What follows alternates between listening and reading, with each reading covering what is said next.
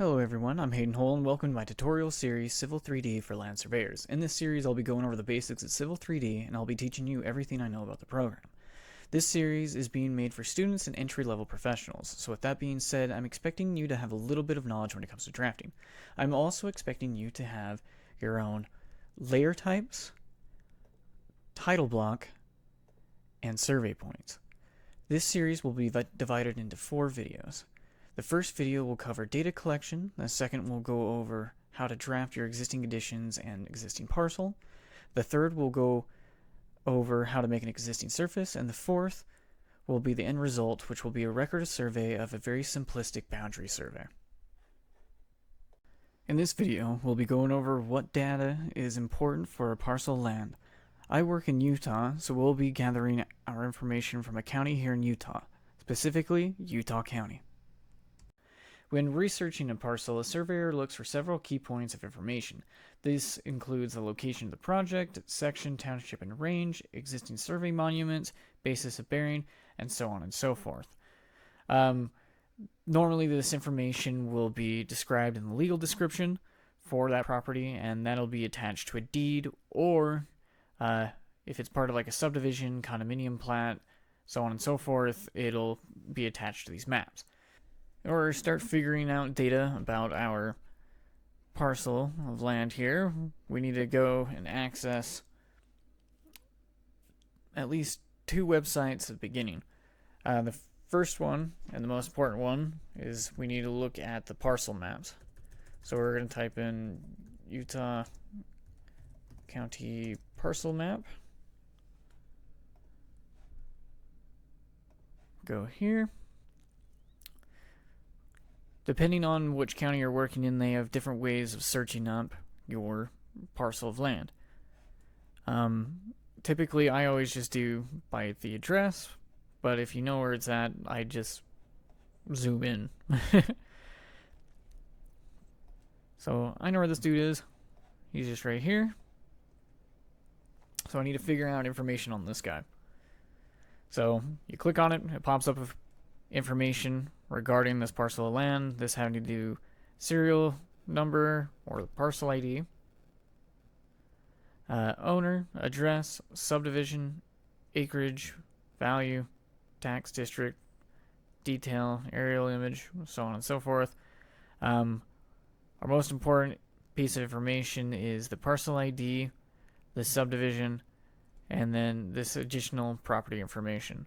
On Utah County's website here, if you hit property information, you go into here, we can go straight to the documents, and now we can start looking at the most recent deed for this property.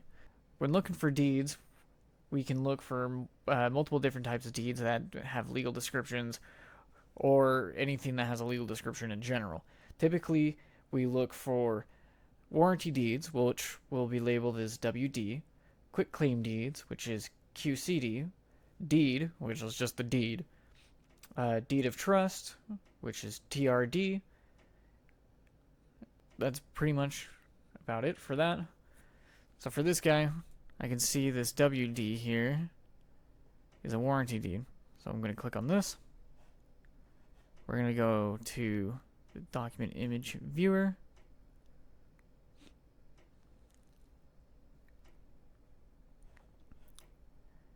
I think this legal description is at the very end of this document.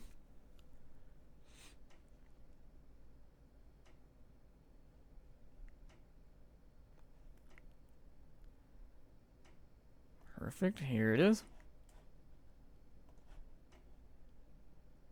Perfect. So now that we're here, we have the legal description for this property.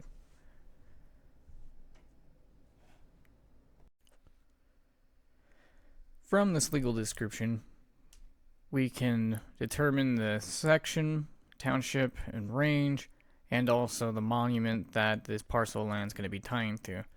For this, we see that it's section 30, township 5 south, range 2 east. If we keep following it, we can see that it is 716.75 feet south, 1,550.83 feet west from the north quarter corner of said section. So we need to know that information as well. That's the monument it's going to be tying to. So now that we have this information, we go to Utah County Surveyor. We're going to go to the PLS control corner tie sheet. And we got to go find that township and range, which was 5 south, 2 east. And it was section 30, which is this guy right here. So based upon this legal description, we need the north quarter corner here. So you just click on it, click view, and now here's all of our information regarding the north quarter corner. Alright, so from here, I would go back to your parcel and start looking at additional information that is here. That we see this is part of a subdivision, so I would look at the subdivision here. If you zoom in,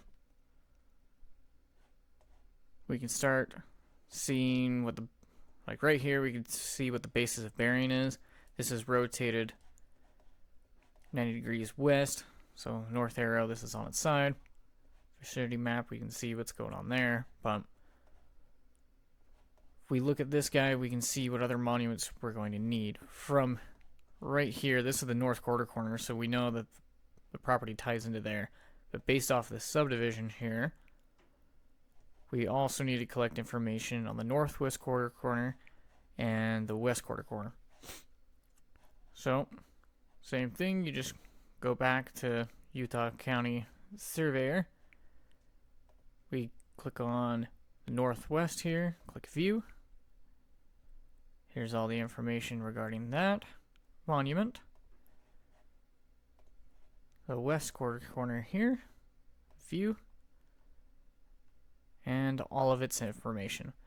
We're going to want to, if I were you, I would print all these to a PDF, create a folder that has all this information in it. You just download these, copy, paste, put them into a folder that you're going to be using. And I would just hold on to all of this. Especially, this condo plan is going to be super important because our end result is going to be, if we're going to be doing a boundary survey or record survey on the boundary, right? I want to replicate this map as much as possible. I'm not going to have like a lot of the notes, like some of these plant notes is, I think this is specifically for a condominium, which we don't need all that, but I do, the overall design and look of this is like, I want to keep how this looks. So I would save all these things. Next thing is we need to look up information for the adjacent parcels as well. So this follows the same process. You just click on it, go to its property information, go to documents, and look for the latest and greatest deed, which looks like it's just this 2018 warranty deed, WD.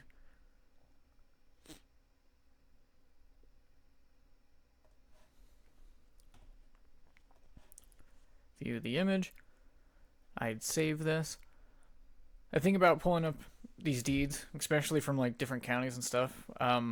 Some counties have everything available online. Other counties, you have to go there in person and buy, like, you have to pay like a fee for these documents.